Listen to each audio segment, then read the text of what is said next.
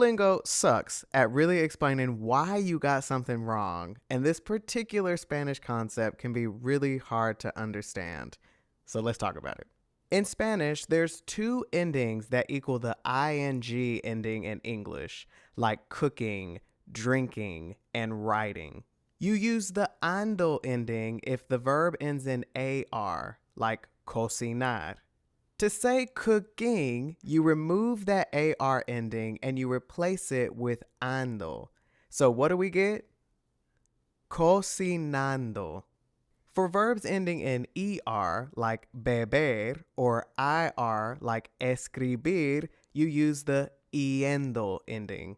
So to say drinking and writing, we take off that ER and IR ending and we replace it with yendo.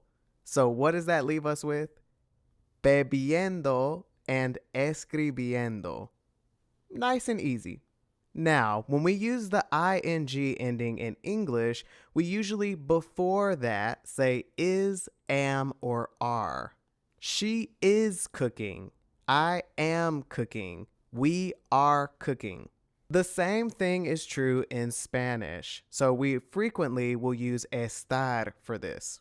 So how will we say I am cooking? Estoy cocinando. What about I am drinking?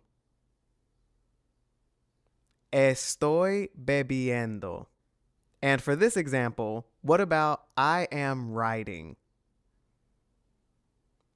Estoy escribiendo. So that's really why you didn't get this question right on Duolingo. You didn't include estoy. Without that, you essentially said, I'm not writing with a pen, when we want I am not writing with a pen. So why didn't Duolingo just say that?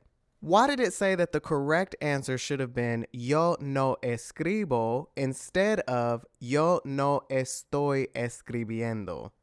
So here's the thing. Native speakers don't rely on the literal ing form nearly as much as we do in English, which is a lot. So even though no escribo literally means I don't write, the regular old present tense can also be used like the ing form to say that you're currently doing something, like writing, because it's happening right now in the present.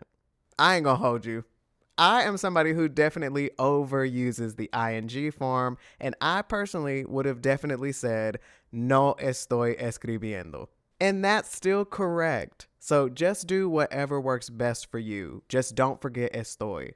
If you're confused about something on Duolingo, drop me un comentario and I got you.